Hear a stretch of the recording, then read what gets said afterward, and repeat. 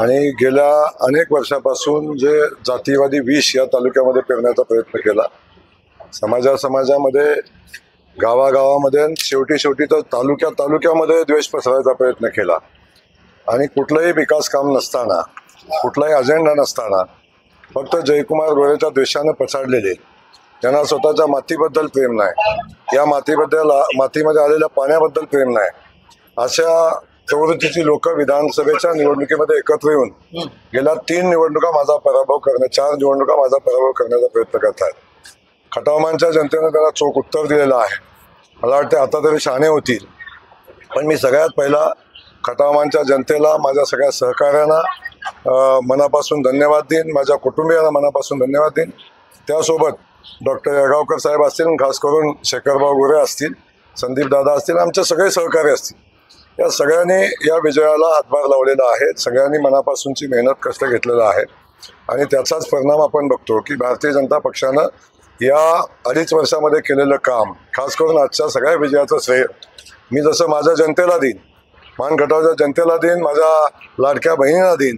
त्याच्यासोबत या मतदारसंघामध्ये ज्या माणसानं पाण्याचा प्रश्न सोडवण्यासाठी कायदे बदलले, पाण्याचा प्रश्न सोडवण्यासाठी ज्यांनी खूप मोठी रिस्क घेतली आणि कृष्णाखोरे लवादाच्या पाणी जो वाटप झालं त्याचं फेरवाटप केलं आणि या भागाला दुष्काळ हटवण्यासाठी ज्यांनी मदत केली, त्या आदरणीय देवेंद्र फडणवीस साहेबांना या विजयाचं मी श्रेय देईन. आपण सगळेजण या ठिकाणी बघता की हा विजय आदरणीय भारतीय जनता पक्षासोबत आदरणीय मोदीजींच्या कर्तृत्वाचा आहे, मोदीजींच्या धोरणाचा आहे, भारतीय जनता पक्षाच्या धोरणाचा आहे आणि जे भारतीय जनता पक्षाने सामान्य माणसासाठी केलेलं काम आहे, सर्वसामान्य माणसाला केंद्रबिंदू मानून केलेलं काम आहे, त्याचा हा विजय आहे. जिल्ह्यात आता महायुतीचे सगळे उमेदवार आघाडीमध्ये नाही, मुळातच गेल्या अनेक वर्षापासून वास्तविक पाहता हे घडणं आवश्यक होतं. ते आता उशिरा का होईना घडलेलं आहे. परंतु ज्या शरद पवार साहेबांच्या विचाराच्या पाठीशी हा जिल्हा राहिला, त्या शरद पवार साहेबांनी या जिल्ह्यासाठी काही केलं नाही. ना पाण्या प्रश्नासंदर्भात, विकासाच्या प्रश्नासंदर्भात, ना MIDCच्या संदर्भात, औद्योगिकरणाच्या संदर्भात काही केलं नाही.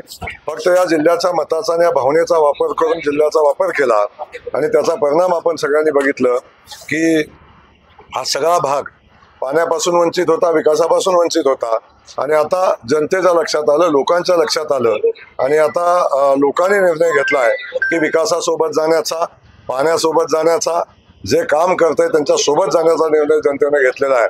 म्हणून आज आपण बघतो जिल्ह्यामध्ये महाआघाडीचा सुपडा साफ झालेला आपण बघताय आणि खास करून आजच्या दिवशी मला सांगायला आनंद होतो की ज्या माणसानं या जिल्ह्यामध्ये द्वेषाचं राजकारण केलं, ज्या माणसानं या जिल्ह्यामधल्या पाणी पळवून नेणाऱ्यासोबत राहण्याचं राजकारण केलं, स्वतःच्या सत्तेसाठी जिल्ह्याचा मातीचा विचार सोडून दिला, असा एक राज्यकर्ता किंवा असा राजकारणी या जिल्ह्याच्या मातीमध्ये जन्माला आला, याचा आम्हाला मनापासून खेद आहे, दुःखही आहे.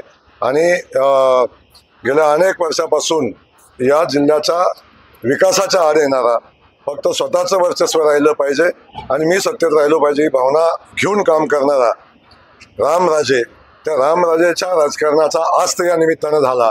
याचा आनंद जेवढा मला माझ्या विजयाचा आनंद आहे, तेवढाच आनंद मला फलटणच्या विजयाचा आहे आणि त्या दोन्ही विजयापेक्षा ही प्रवृत्ती संपते याचा मनापासूनचा आनंद आहे आणि तो आनंद जनता साजरी करेल, आम्ही साजरा करू हे या निमित्ताने मी आपल्याला नम्रपणे सांगेन. मान तालुक्यातील विरोधकांनी निवडणुकीच्या प्रचारादरम्यान तुमच्यावर टीकेचं राम होतं, त्याबद्दल विरोधकांना काय?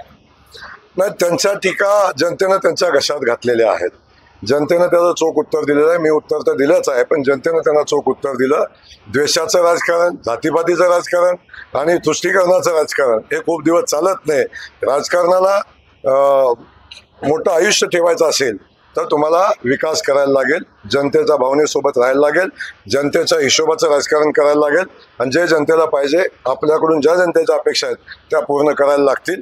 आणि आपण बघताय या खटावमानच्या मातीला पाण्याची गरज होती, खटावमानच्या मातीला दुष्काळ हटवण्याची आवश्यकता होती आणि ते आपण काम केलेलं आहे. पायाभूत सुविधाचं काम आपण केलेलं आहे आणि मी जो शब्द दिलेला आहे, पाण्यासाठी ही शेवटची निवडणूक आहे.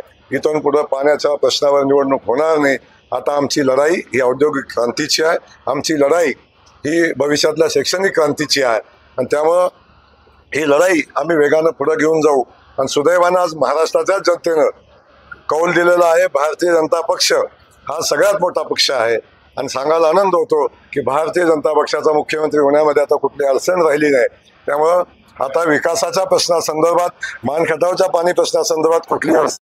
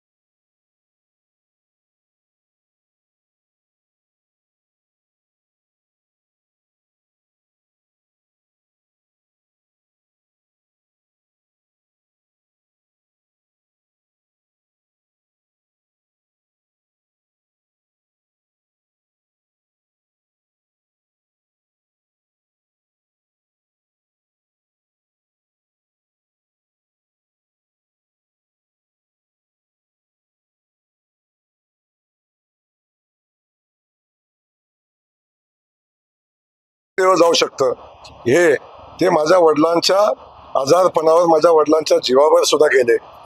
16 तारखेलाच काही घटना घडली माझ्या वडिलांच्या बाबतीत आणि अजूनही आम्ही डिक्लेअर करत नाही. अशा पद्धतीचा म्हणजे ज्याला काय बोलता म्हणजे शब्द नाही माझ्याकडे, एवढी हीन प्रवृत्ती, एवढी नीच प्रवृत्ती राजकारणात असू शकते हे कल्पनाशक्तीच्या पलीकडचं आहे. पण ह्या लोकांनी ती पातळी गाठली आणि वेगळ्या पद्धतीचा प्रचार करण्याचा प्रयत्न केला. त्या सगळ्याचा मी या निमित्तानं निषेध करेन. पण एवढंच सांगेन, राजकारणाच्या पद्धतीने होऊ द्या. ज्या दिवशी तुम्ही कुटुंबाकडे याल त्या दिवशी मात्र जयकुमार गोरे आणि त्याचं कुटुंबीय कधी स्वस्थ बसणार नाही. त्याचा उत्तर त्याच भाषेत मिळेल. आजपर्यंत ज्या लोकांनी ज्या भूमिका घेतलेल्या आहेत त्या सगळ्यांना माझी विनंती आहे, राजकारण आपण मैदानात खेळू, राजकीय आखाड्यात खेळू, फक्त कृपा करून कुटुंबाकडे येऊ नका, एवढी या निमित्तानं माझी विनंती आहे.